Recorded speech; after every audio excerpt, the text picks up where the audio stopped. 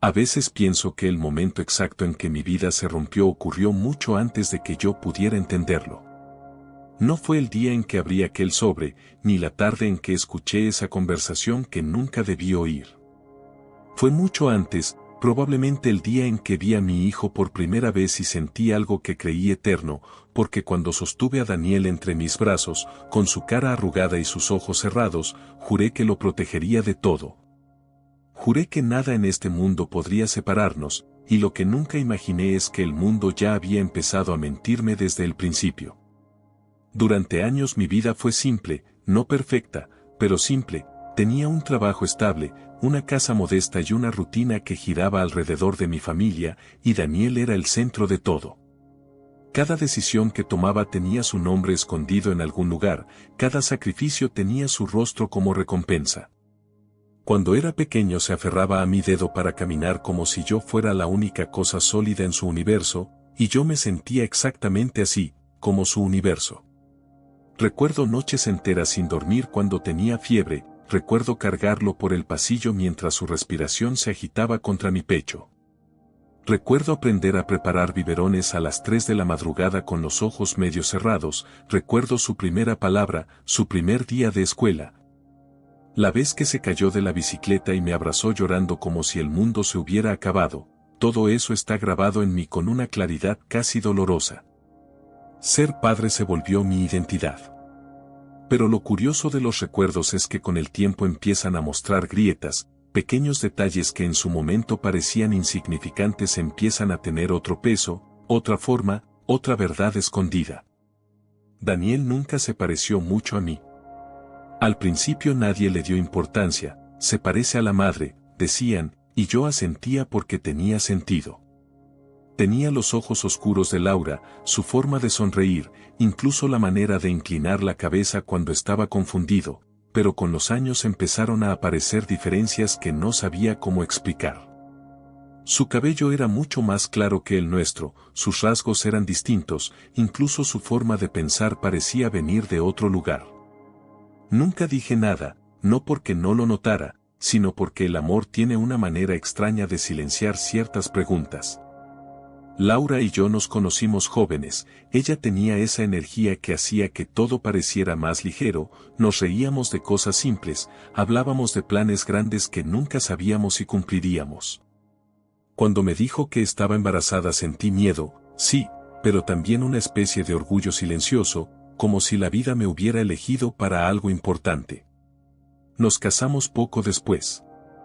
Los primeros años fueron normales, discutíamos por cosas pequeñas como todas las parejas, pero Daniel siempre era el puente que nos volvía a juntar. Cuando lo veíamos dormir en su habitación, con los juguetes desordenados alrededor, parecía imposible que algo pudiera romper ese pequeño mundo que habíamos construido, hasta que el tiempo empezó a hacer su trabajo.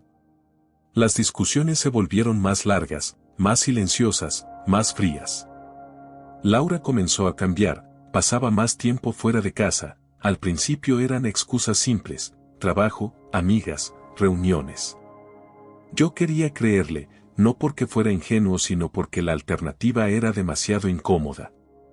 Durante años viví dentro de esa incomodidad silenciosa. Daniel crecía mientras tanto, y cada año se parecía más a alguien que yo no podía reconocer.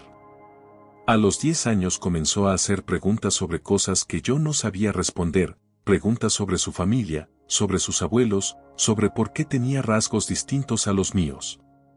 Yo siempre encontraba alguna forma de esquivarlo, le hablaba de genética, de herencias invisibles, de lo impredecible que puede ser la biología, pero dentro de mí había una voz que empezaba a hacerse más fuerte. Una voz incómoda, una voz que decía, algo no encaja. El día que todo cambió fue sorprendentemente normal. Era una tarde gris, Daniel estaba en casa de un amigo y Laura aún no había vuelto del trabajo.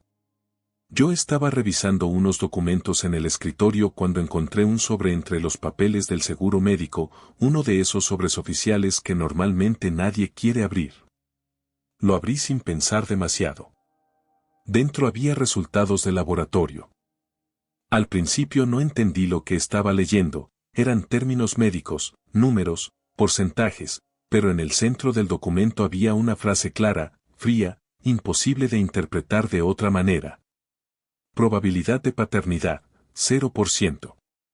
Recuerdo que me quedé mirando esas palabras durante varios minutos.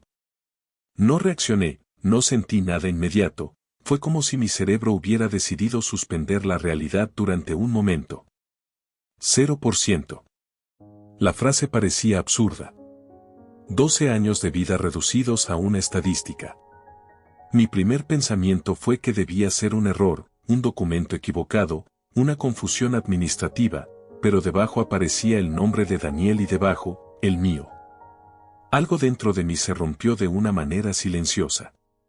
No grité, no golpeé nada, simplemente me quedé sentado mirando el papel como si estuviera viendo un idioma desconocido. Cuando Laura llegó esa noche yo ya sabía que mi vida nunca volvería a ser la misma. La conversación empezó con una calma extraña, le pregunté directamente, sin rodeos. Ella negó todo al principio, luego lloró, después se quedó en silencio durante tanto tiempo que el silencio mismo empezó a sentirse como una confesión. Finalmente lo dijo. Daniel no era mi hijo biológico. La historia que siguió fue una mezcla de excusas, arrepentimiento y explicaciones que llegaban demasiado tarde. Me habló de un error, de una noche que quiso olvidar. De cómo descubrió el embarazo sin saber realmente quién era el padre y de cómo decidió no decirme nada durante 12 años.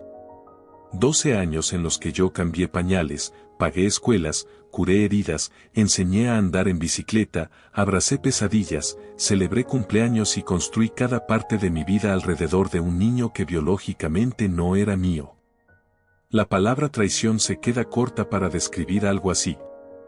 Pero lo peor no fue eso. Lo peor fue el pensamiento que vino después, porque mientras Laura hablaba, mientras trataba de explicarse, yo solo podía pensar en Daniel, en su risa, en su forma de llamarme papá, en la manera en que corría hacia mí cuando llegaba del trabajo, y de repente apareció una pregunta que me heló por dentro: si no era mi hijo, ¿qué era entonces? Durante días enteros no supe cómo mirarlo. Cada vez que lo veía jugar, cada vez que escuchaba su voz desde su habitación, sentía que algo dentro de mí se estaba reconfigurando. Era como si alguien hubiera cambiado las reglas del universo sin avisarme. Pero al mismo tiempo seguía siendo Daniel, el mismo niño, la misma sonrisa, la misma persona que había abrazado miles de veces. Comprendí entonces algo aterrador sobre el amor: no siempre sigue las reglas de la sangre. Intenté imaginar mi vida sin él, intenté pensar en la posibilidad de alejarme, de cortar todo vínculo, de empezar de nuevo lejos de esa mentira que había definido mi vida. Pero cada vez que lo intentaba mi mente volvía a una imagen muy simple: Daniel con 5 años, dormido en el sofá después de esperar despierto hasta que yo llegara del trabajo. Esa imagen era más fuerte que cualquier prueba de ADN. Una noche, mientras él hacía la tarea en la mesa del comedor, levantó la vista y me preguntó algo que me atravesó el pecho: «Papá, ¿todo está bien?». No supe qué responder, porque en ese momento entendí que la verdad no solo había destruido mi identidad, también me había puesto frente a una decisión imposible. Podía aferrarme al orgullo o podía aceptar que la paternidad no siempre nace en la sangre, nace en los años, en las noches sin dormir, en las decisiones pequeñas que se repiten durante toda una vida. Laura y yo no sobrevivimos a aquello, el matrimonio se rompió poco después, algunas heridas no tienen reparación posible, pero Daniel se quedó conmigo. Nunca le conté la verdad completa, no todavía, quizá algún día tenga que hacerlo, quizá merezca saberlo. Lo que sí sé es que cada vez que me llama papá algo dentro de mí sigue respondiendo. A veces me pregunto quién es realmente el hombre que aparece en ese resultado de ADN, el desconocido que comparte la sangre con el niño que crié, y cada vez llego a la misma conclusión. Puede que él sea el padre biológico, pero yo fui el que estuvo allí, el que escuchó su primera palabra, el que lo sostuvo cuando el mundo le daba miedo. El que estuvo presente durante cada una de las cicatrices invisibles que forman una vida, y con el tiempo entendí algo que nadie me enseñó cuando me convertí en padre: la sangre puede crear un vínculo, pero el amor es el que decide si ese vínculo realmente significa algo, porque después de 12 años la verdad cambió muchas cosas, pero no cambió lo único que realmente importaba. Daniel sigue siendo mi hijo, y tal vez esa sea la mentira más grande o la verdad más dolorosa que he tenido que aceptar. Durante mucho tiempo repetí esas palabras en silencio, como si necesitara escucharlas miles de veces para convencerme de que no eran una mentira que yo mismo estaba construyendo para no derrumbarme. Daniel sigue siendo mi hijo. Daniel sigue siendo mi hijo. Daniel sigue siendo mi hijo. Pero la mente humana es extraña, porque incluso cuando decides aceptar algo, hay una parte de ti que empieza a examinar cada recuerdo con una lupa cruel. De repente todo parecía diferente. Cada gesto, cada parecido, cada pequeña duda que alguna vez ignoré regresaba como una sombra que nunca se había ido realmente. Recuerdo que durante las primeras semanas después de descubrir la verdad empecé a observar a Daniel de una manera que me hacía sentir culpable. Lo miraba cuando hablaba, cuando reía, cuando fruncía el ceño al concentrarse en la tarea, y en el fondo de mi mente aparecía siempre la misma pregunta silenciosa, ¿de quién sacó eso? Era un pensamiento horrible, porque cada vez que aparecía sentía que estaba traicionando algo sagrado. Pero también era inevitable. Una noche, mientras él dormía, entré a su habitación sin hacer ruido. La luz de la calle entraba por la ventana y dibujaba sombras suaves sobre su rostro. Tenía 12 años, pero cuando dormía todavía parecía el niño pequeño que había conocido. Su respiración era tranquila, lenta, y por un momento todo parecía normal otra vez. Me senté al borde de la cama y lo observé durante varios minutos. Pensé en todas las versiones de mi vida que podrían haber existido si la verdad hubiera salido a la luz antes. Pensé en el hombre desconocido que compartía su sangre. Pensé en Laura, en sus mentiras, en su silencio durante todos esos años. Y por primera vez desde que descubrí la verdad sentí algo diferente a la rabia. Sentí miedo. Miedo de que algún día Daniel descubriera todo y empezara a mirarme como yo lo había estado mirando a él, como si algo invisible se hubiera roto entre nosotros. Miedo de que un simple dato biológico pudiera borrar 12 años de historia compartida. Durante los meses que siguieron aprendí algo difícil: el amor también necesita reconstruirse cuando la verdad aparece. No desaparece, pero cambia de forma. Algunas tardes Daniel me hablaba de la escuela, de sus amigos, de los problemas típicos de un niño que empieza a entrar en la adolescencia. Yo lo escuchaba con atención, intentando recordar que esas conversaciones eran el verdadero tejido de nuestra relación. Sin embargo, a veces aparecían momentos extraños. Silencios incómodos. Miradas largas que parecían cargar más significado del que deberían. Un día estábamos arreglando la vieja bicicleta en el garaje. Daniel sostenía una llave inglesa demasiado grande para sus manos mientras yo intentaba ajustar la rueda trasera. De repente me dijo algo que me dejó inmóvil. Papá, ¿alguna vez has sentido que tu vida podría haber sido diferente? La pregunta parecía simple, pero su voz tenía un tono extraño, casi reflexivo. Lo miré sin saber qué responder. Todos lo pensamos a veces, le dije finalmente. Es normal imaginar otros caminos. Daniel asintió, pero no parecía satisfecho. A veces siento que hay cosas de mí que no entiendo, añadió. Como si hubiera partes de mi historia que no conozco. Sentí que el aire del garaje se volvía más pesado. No sabía si estaba diciendo algo inocente o si, de alguna manera, ya había empezado a sospechar algo. Esa noche apenas pude dormir. Comprendí que el tiempo no iba a congelar la verdad para siempre. Algún día Daniel crecería lo suficiente como para hacerse preguntas más difíciles. Y tal vez merecía respuestas. Pero también sabía que la verdad podía cambiarlo todo. Pasaron 2 años más antes de que ese momento llegara. 2 años en los que Daniel creció rápido, como si la adolescencia fuera una puerta que se abre de golpe. Su voz se volvió más grave, sus pensamientos más complejos, y su manera de mirar el mundo empezó a parecerse menos a la de un niño y más a la de alguien que intenta comprender quién es realmente. Fue una tarde de invierno cuando todo finalmente salió a la superficie. Habíamos ido a visitar a mi hermana, y mientras conversábamos en la cocina escuché a Daniel hablar con mi sobrino en el patio. No estaba intentando espiar, pero sus voces entraban por la ventana abierta. ¿Te pareces más a tu papá o a tu mamá?, preguntó mi sobrino en tono casual. Hubo un silencio breve. Luego Daniel respondió algo que me atravesó el pecho. No lo sé. A veces siento que no me parezco a ninguno. Mi hermana me miró en silencio. No dijo nada, pero en sus ojos vi la misma preocupación que empezaba a crecer dentro de mí. Esa noche, cuando volvimos a casa, Daniel se sentó frente a mí en la sala.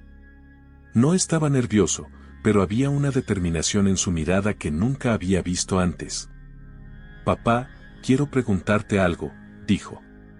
Sentí un peso en el pecho antes incluso de escuchar la pregunta. ¿Alguna vez me has ocultado algo importante sobre mi nacimiento? El mundo pareció detenerse durante unos segundos. Podía mentir. Podía desviar la conversación. Podía ganar unos años más de silencio. Pero en ese momento comprendí algo fundamental: si volvía a esconder la verdad, repetiría exactamente el mismo error que había destruido mi matrimonio. Así que respiré hondo. Y le conté todo. No con crudeza, no con rabia, pero sí con honestidad. Le expliqué lo que había descubierto, cómo había ocurrido, y también le dije algo que necesitaba que entendiera desde el principio. Nada de esto cambia lo que siento por ti, le dije. Daniel escuchó sin interrumpir. Su rostro permaneció quieto, pero sus ojos reflejaban un torbellino de emociones que era imposible descifrar completamente. Cuando terminé, el silencio entre nosotros se volvió casi insoportable. Finalmente habló. ¿Entonces, no eres mi padre biológico? No, respondí con la voz baja. Daniel bajó la mirada. Durante unos segundos pensé que iba a levantarse y marcharse. Pero en lugar de eso me hizo otra pregunta. ¿Y por qué te quedaste? Esa pregunta fue más difícil que todas las demás. Porque no tenía una respuesta simple. Me tomé un momento antes de hablar. Porque ya eras mi hijo, dije finalmente. Mucho antes de saber la verdad. Daniel levantó la cabeza y me miró directamente. Sus ojos estaban húmedos. Yo también siempre te he visto como mi papá, murmuró. Pero ahora, no sé qué significa todo esto. Nos quedamos sentados en silencio durante mucho tiempo. Era un silencio diferente al de las discusiones con Laura o al de los días posteriores al descubrimiento del ADN. Este silencio estaba lleno de algo más profundo, la reconstrucción de una verdad compartida.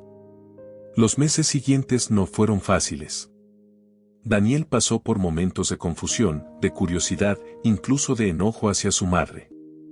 Hubo días en que apenas hablábamos del tema y otros en que surgían preguntas difíciles sobre identidad, familia y pertenencia. Pero algo curioso ocurrió con el tiempo. En lugar de separarnos, la verdad empezó a acercarnos de una manera más honesta. Ya no había secretos. Ya no había silencios cargados de sospecha.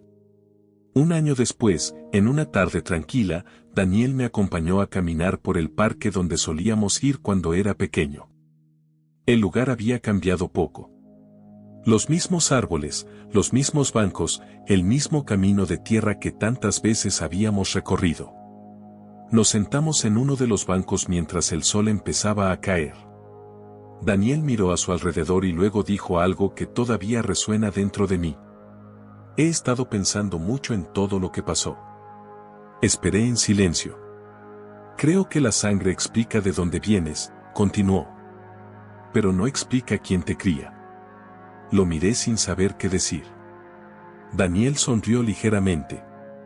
Y tú fuiste quien me enseñó a vivir. En ese momento entendí que algo dentro de ambos había sanado. Tal vez no completamente, pero lo suficiente como para seguir adelante. A veces todavía pienso en el hombre que comparte su ADN. El desconocido que nunca estuvo presente en nuestras vidas. Pero cada vez que lo hago recuerdo algo simple: los lazos más fuertes no siempre se crean en un laboratorio. Se crean en los pequeños momentos que forman una vida entera. Hoy Daniel es un hombre joven. Y cada vez que alguien le pregunta quién fue su padre, él siempre responde lo mismo. No menciona biología. No habla de pruebas genéticas. Solo dice una frase simple que resume todo lo que vivimos. Mi papá es el hombre que decidió quedarse. Y cuando lo escucho decir eso, entiendo que después de todas las mentiras, todas las dudas y todas las cicatrices, tal vez la verdad más importante nunca cambió realmente. Porque ser padre no fue algo que me dio la sangre. Fue algo que elegí todos los días. Y volvería a elegirlo 1000 veces más.